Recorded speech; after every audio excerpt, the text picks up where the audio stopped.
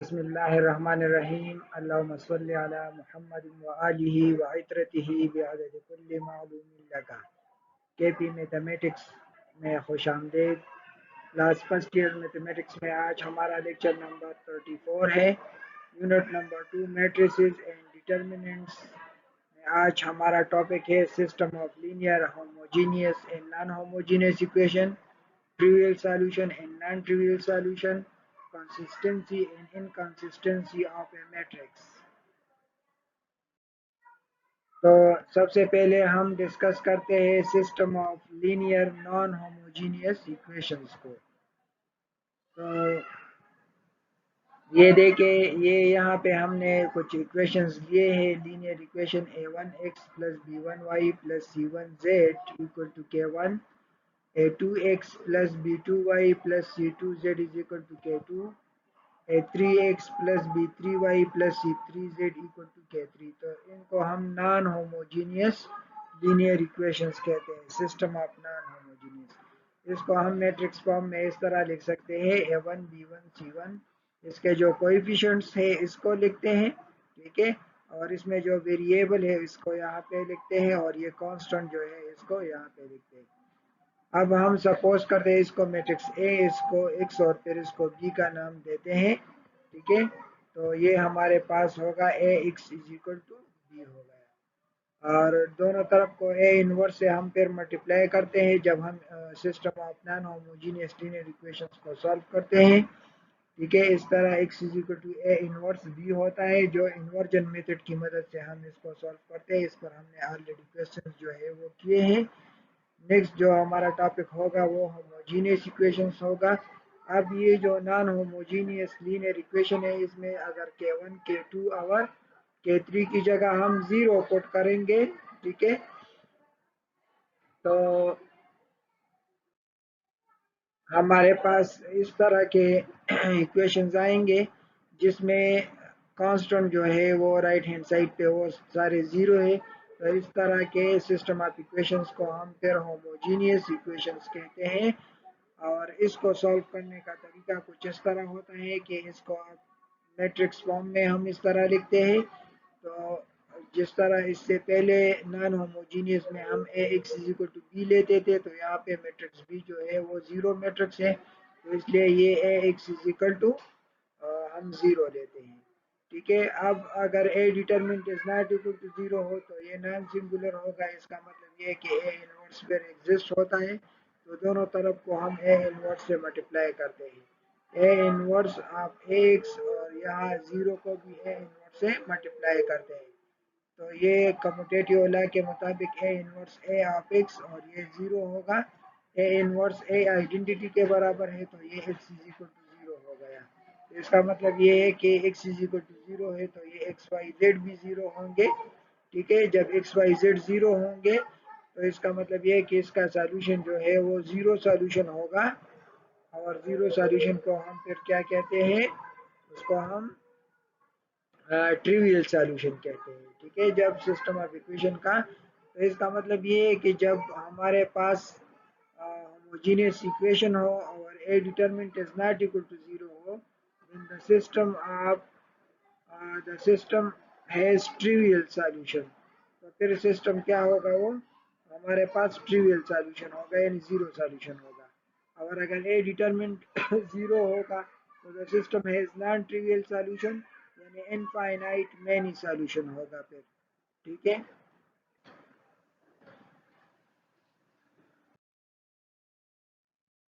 इस पे हम कुछ एग्जांपल्स करते हैं ट्रिवियल और नॉन ट्रिवियल पर, तो इंशाल्लाह आपको समझ आएगा आसानी के साथ। Show that the following system has trivial solution, कि ये जो हमें सिस्टम ऑफ इक्वेशंस दिए हैं, कहते हैं कि शो करें ये ट्रिवियल सॉल्यूशन जो है वो बनाता है, ठीक है।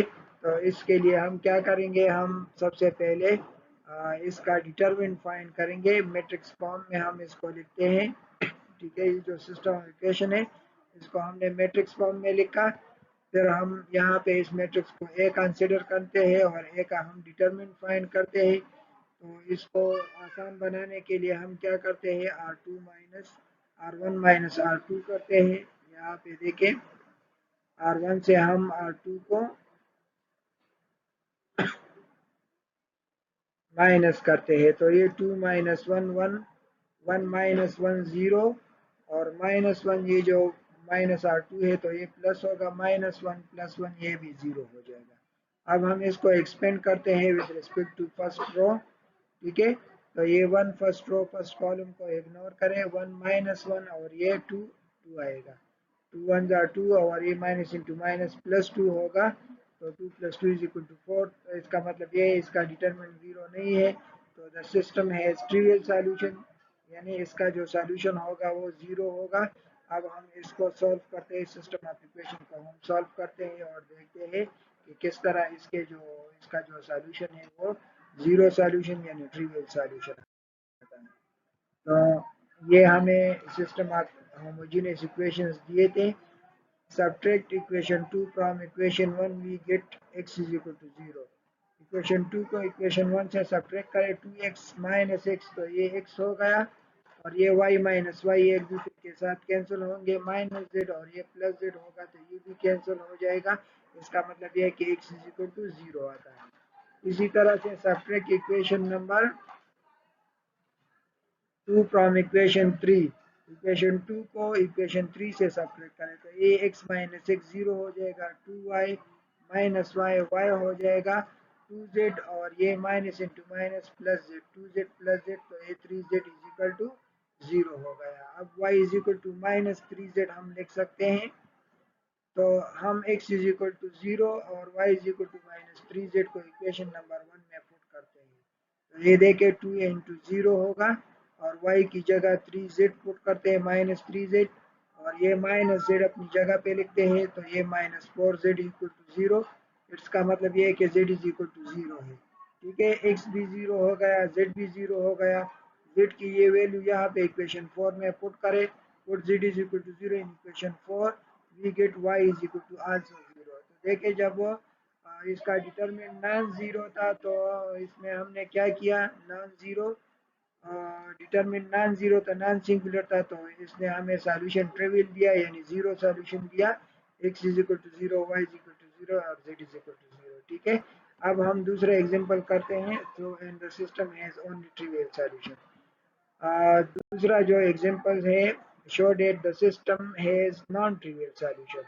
अब हम ये सिस्टम ऑफ इक्वेशंस हमें दिए हैं होमोजेनियस, तो अब हम ये साबित करते हैं कि ये नॉन ट्रिवियल सॉल्यूशन देते हैं, तो हम इस किस तरह हमें पता चलेगा कि ये नॉन ट्रिवियल है, तो इसके लिए हम इसका डिटरमिनेंट फाइंड करेंगे। इसको डिटरमिनेंट फॉर्म में लिखिए 1 1 2 माइनस 2 1 माइनस 1 माइनस 1 5 4, ठीक है। इसका डिटरमिनेंट फाइंड करते हैं, लेकिन पहले इसको थोड़ा सा सिंप्लीफाई करते हैं। C2 माइनस C1, C2 से C1 को सब्ट्रैक्ट करते हैं और C3 से 2 टाइम्स C1 को सब्ट्रैक्ट करते हैं, तो देखिए यहाँ पे ये 1 माइनस 1 0, और ये 1 माइनस C1 है तो ये प्लस 2 होगा, 1 प्लस 2 3, ये 5, ये इसके साथ माइनस मल्टीप्लाई करें, प्लस 1 5 प्लस 1 6। अब C3 माइनस 2 C2, C3 से 2 टाइम C2 को सब्ट्रैक्ट करें, 2 माइनस 2 0, ये माइनस 1 और ये प्लस 4 होगा, माइनस 1 प्लस 4 3, और ये 4 और ये प्लस 2 होगा, तो ये 6 हो गया। अब हम इसको एक्सपेंड करते हैं with respect to first row, तो ये first row first column cancel होगा, 3 3 6 6 आएगा, बाकी ये दोनों जीरो के मल्टीपल है तो ये जीरो आएंगे, तो 6 टाइम 3 इज 18 माइनस 18 जीरो होगा, इसका डिटरमिनेंट जीरो है। इसका मतलब यह है कि the system has non trivial solution, system has non trivial solution. अब हम ये प्रूव करते हैं कि ये इनफाइनाइट मेनी सॉल्यूशन किस तरह देते हैं, ठीक है। तो देखें यहाँ पे subtract equation 2 from equation 1, equation 2 को 1 से सब्ट्रैक्ट करें, तो ये 1 माइनस इंटू माइनस प्लस 2 होगा, तो x plus 2x 3x, y और y कैंसिल हो जाएंगे, और ये 2z minus into minus plus z होगा, तो ये 3z, दोनों को 3 पे डिवाइड करें और z को इस तरफ ले आए तो x is equal to minus z होगा। सिमिलरली अगर हम एडिंग इक्वेशन 1 एंड 3 करें, ये दोनों प्लस करें तो ये x और माइनस x कैंसिल होंगे, ये y प्लस 5y 6y होगा, ये 2z प्लस 4z 6z होगा, दोनों को 6 पे डिवाइड करें और z को इस तरफ लेके, ठीक है। तो अब देखिए इसमें दोनों ये x इंटरम ऑब्जेक्ट है, y इंटरम ऑब्जेक्ट है। अगर z को हम एक आर्बिट्ररी नंबर t दे दे तो x is equal to minus T होगा, y इज इक्वल टू ये भी माइनस टी होगा। तो इस तरह देखिए यहाँ पे ये t जो है ये एक आर्बिट्ररी कांस्टेंट है। t को हम अपनी मर्जी से जो भी कांस्टेंट वैल्यू दे सकते हैं, तो इससे हम x और y की वैल्यू भी फाइंड कर सकते हैं। तो ये इनफाइनाइट मेनी वैल्यूज हम इसको दे सकते हैं। तो हमने यहाँ पे देखा कि जब the system has non trivial solution, ये कब होगा, जब होमोजेनियस इक्वेशन में ए डिटरमिनेंट जीरो होगा। तो फिर इसमें the given system has infinitely many solution. तो जब ये नॉन ट्रिवियल सॉल्यूशन का मतलब ये है कि इस ये जो सिस्टम ऑफ इक्वेशन है ये हमें क्या देता है, ये इनफाइनाइटली मेनी सॉल्यूशन देता है। तो ये तो हमने होमोजेनियस इक्वेशन में ट्रिवियल और नॉन ट्रिवियल सॉल्यूशन के बारे में पढ़ा। अब नेक्स्ट जो है ये थ्योरेटिकल एक इम्पोर्टेंट टॉपिक है, अक्सर ईटा के एमसीक्यूज में भी आते हैं। और वैसे भी इसको समझना इम्पोर्टेंट है कि कब हमारे पास सिस्टम ऑफ इक्वेशन कंसिस्टेंट होगा और कब इनकंसिस्टेंट होगा। तो consistency of A system, a system of linear equations is said to be consistent if the system has only unique solution or it has infinitely many solution। कोई system of linear equation हमारे पास consistent कब होंगे, जब हम इसको solve करें वो हमें एक्स वाई जेड के यूनिक वैल्यू दे, ठीक है, और या इनफाइनाइटली मेनी वैल्यू दे। दोनों केसेस में ये सिस्टम ऑफ इक्वेशन कंसिस्टेंट हो गया। अब देखें ये इसमें आप ये पॉइंट भी याद रखें कि rank of A matrix is equal to rank of augmented matrix B. Matrix A का जो रैंक होता है और आर्गुमेंटेड मैट्रिक्स ए और बी का जो होता है, दोनों का रैंक क्या होगा, वो बराबर होगा। जब दोनों का रैंक बराबर होगा तो भी सिस्टम क्या होगा, वो कंसिस्टेंट होगा। अब हम कुछ एग्जांपल की मदद से इसको मजीद समझते हैं। ये हमने सिस्टम ऑफ इक्वेशंस लिए हैं, ठीक है। इसको मैट्रिक्स फॉर्म आर्गुमेंटेड फॉर्म में हम लिखते हैं ए और मैट्रिक्स बी को। फिर आप इसको कन्वर्ट करें इशीलॉन फॉर्म में। जब हम इसको इशीलॉन फॉर्म में कन्वर्ट करते हैं, रिड्यूस देम टू रो इशीलॉन, तो इस तरह का मैट्रिक्स हमारे साथ बनता है। तो यहाँ पे देखिए the system is reduce to equivalent system. यहाँ पे देखिए ये थर्ड रो में केस में एक्स और वाई जीरो है, तो माइनस जेड जो है वो बराबर होगा 4 के, ठीक है। z is equal to minus 4 हो गया। अब z की ये वैल्यू जब हम यहाँ पे पुट करेंगे इस रो नंबर 2 में, ठीक है, तो y इज इक्वल टू 2 होगा। किस तरह, यहाँ पे देखिए माइनस 4 पुट करें तो ये माइनस 12 हो जाएगा।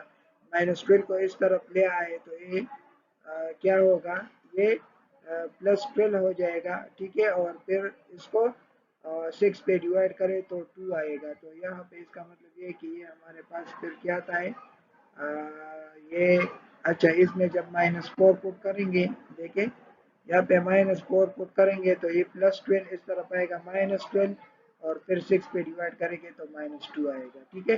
फिर ये z is equal to minus 4 और y is equal to minus 2 को इस इक्वेशन में पुट करें। इसमें जब माइनस 2 पुट करेंगे तो ये प्लस 4 होगा, और इसमें जब पुट करेंगे तो ये माइनस 4 प्लस 4 0 होगा, तो x इज इक्वल टू 2 होगा। तो देखिए x y और z के यूनिक वैल्यू हो गए। तो इसका मतलब ये है कि ये जो हमारे पास सिस्टम है इसका यूनिक सॉल्यूशन है। यूनिक सॉल्यूशन का मतलब ये है कि ये जो सिस्टम है ये क्या है, ये कंसिस्टेंट हो गया, ठीक है। और सिस्टम नंबर 2 में हम ये सिस्टम ऑफ इक्वेशंस लेते हैं और फिर इसको आर्गुमेंटेड फॉर्म में हम लिखते हैं और इसको फिर रिड्यूस करते हैं हम रो इशीलॉन फॉर्म में। जब हम इसको रिड्यूस करेंगे तो इस तरह के सिस्टम बनेगा। देखिए अब ये मैट्रिक्स ए है, ये वाला क्या है, ये जो है ये हमारे पास ये मैट्रिक्स ए है, ठीक है। ये मैट्रिक्स ए हो गया। इसका रैंक क्या है, इसमें नॉन जीरो रोज कितने हैं, देखिए इसमें जो नॉन जीरो रोज है, ये इसमें दो नॉन जीरो रोज है ये वाले, ठीक है। तो इसका मैट्रिक्स ए का जो रैंक हो गया वो क्या है, वो हमारे पास 2 है। 2 इसका रैंक क्या है, वो 2 है। अब देखिए यहाँ पे ये जो सारा सिस्टम है ये आर्गुमेंटेड है, ठीक है। इसका रैंक देखें तो इसमें भी ये जो दो रोज है, ठीक है, ये सारे आर्गुमेंटेड में जब हम देखते हैं सारे आर्गुमेंटेड में, यहाँ पे देखें इस रो को देखें और ये इसमें भी 2 नॉन जीरो रोज है, तो इसका रैंक भी क्या हो गया, वो भी 2 हो गया। तो मैट्रिक्स ए का रैंक और आर्गुमेंटेड मैट्रिक्स ए और बी का रैंक दोनों क्या है, वो इक्वल हो गया। तो ये कंसिस्टेंट है। अब अगर हम इसको देखें, हम इसको सॉल्व करें, the system to reduce to equivalent system, ये zero Z is equal to zero हो गया, ठीक है। और ये minus z plus z equal to one, और ये x is equal x minus two y plus z is equal to, ये हो गया। तो इस टू वाई और प्लस जेड को इस तरफ ले आए, two y minus z plus two होगा, और ये वाई इज इक्वल टू, ये वाई इस तरफ ले आए, वन को इस तरफ ले आए, तो ये जेड माइनस वन। और ये वाई की जो वैल्यू है, अगर हम इसको टी का जेड कंसिडर करें कि ये टी है, ठीक है, जेड को हम कंसिडर करें ये टी है, तो वाई क्या होगा, टी माइनस वन होगा, और एक्स क्या होगा, वो two into T minus one, और ये माइनस टी और प्लस टू, इसको सिंप्लीफाई करें तो X is equal to T आएगा। तो यहाँ पे देखे हमने, ये टी क्या है, ये आर्बिट्ररी कांस्टेंट है। यहाँ पे देखे ये Z is equal to T है, और यहाँ पे वाई इज इक्वल टू क्या है, वो टी माइनस वन है, और ये x is equal to T है, ठीक है। टी एक आर्बिट्ररी कांस्टेंट है, टी को हम जो भी वैल्यू देंगे, इसकी मदद से हम एक्स वाई जेड की इनफाइनाइटली मेनी जो वैल्यूज है वो फाइंड कर सकते हैं। तो इसका मतलब ये है कि यहाँ पे जो हमारे पास सोल्यूशन है वो इनफाइनाइटली मेनी सोल्यूशन है। तो इस लिहाज में भी ये जो सिस्टम टू है ये कंसिस्टेंट है। तो दो किस्म के सिस्टम हमारे पास कंसिस्टेंट होते हैं, एक जो वो हमें यूनिक सोल्यूशन देता है, और दूसरा जो इनफाइनाइटली मेनी सोल्यूशन देता है। तो दोनों केसेस में वो क्या होंगे, द सिस्टम हैज कंसिस्टेंट। अब हम आते हैं इनकंसिस्टेंसी की तरफ, और हम एक यहाँ पे सिस्टम नंबर 3 कंसिडर करते हैं। ये system of non linear equations हमने लिए हैं, इसको हम आर्गुमेंटेड फॉर्म में लिखते हैं, ठीक है। आर्गुमेंटेड फॉर्म में लिखने के बाद हम इसको रिड्यूस करते हैं इशेलॉन फॉर्म में, तो इस तरह का हमारे पास मैट्रिक्स बनेगा। तो इसमें देखें कि अगर हमारे पास ये इनकंसिस्टेंट सिस्टम ऑफ इक्वेशन, हम इस तरह भी डिफाइन कर सकते हैं कि जो मैट्रिक्स ए का रैंक है वो लेस देन होगा आर्गुमेंटेड मैट्रिक्स है। मैट्रिक्स ए का रैंक 2 है, और जो सारे आर्गुमेंटेड मैट्रिक्स है इसका रैंक 3 है। तो rank of A is less than augmented matrix A B. तो अब देखें, अगर हम इसको सॉल्व करेंगे, ठीक है, the system has reduce to the equivalent solution zero Z is equal to four. तो ये तो पॉसिबल नहीं है कि जीरो हमारे पास जीरो और फोर आपस में बराबर हो, तो इस सिस्टम का सॉल्यूशन नहीं है, पॉसिबल नहीं है। The system has no solution. We see that the equation 3 has no solution. यहाँ पे इसकी कोई सॉल्यूशन नहीं है। जब सॉल्यूशन नहीं है, जब कोई सिस्टम का सॉल्यूशन ना हो, तो ऐसे सिस्टम ऑफ इक्वेशन को हम इनकंसिस्टेंट कहते हैं। In the system is inconsistent, ठीक है। तो यहाँ पे हमने आज के लेक्चर में हमने डिस्कस किया नॉन होमोजीनियस इक्वेशंस का क्या होते हैं, होमोजीनियस इक्वेशंस क्या होते हैं। फिर जो होमोजीनियस इक्वेशन होते हैं उसमें हम क्या करते हैं, ट्रिवियल और नॉन ट्रिवियल सॉल्यूशन को हमने देखा कि वो किस तरह हम पहचानेंगे और किस तरह हम इसको फाइंड कर सकेंगे। इसके बाद नॉन होमोजीनियस इक्वेशन में हमने कंसिस्टेंसी और इनकंसिस्टेंसी को डिस्कस किया। उम्मीद है कि आपको ये लेक्चर समझ आया होगा। फिर भी अगर कहीं पर आप कोई पॉइंट आपको कंफ्यूज करे, आपको समझ ना आए, तो कमेंट सेक्शन में आप पूछ सकते हैं। चैनल पर अगर नए हो तो चैनल को ज़रूर सब्सक्राइब करें। अपने बहुत से दुआओं में हमें याद रखें। अल्लाह हाफिज़।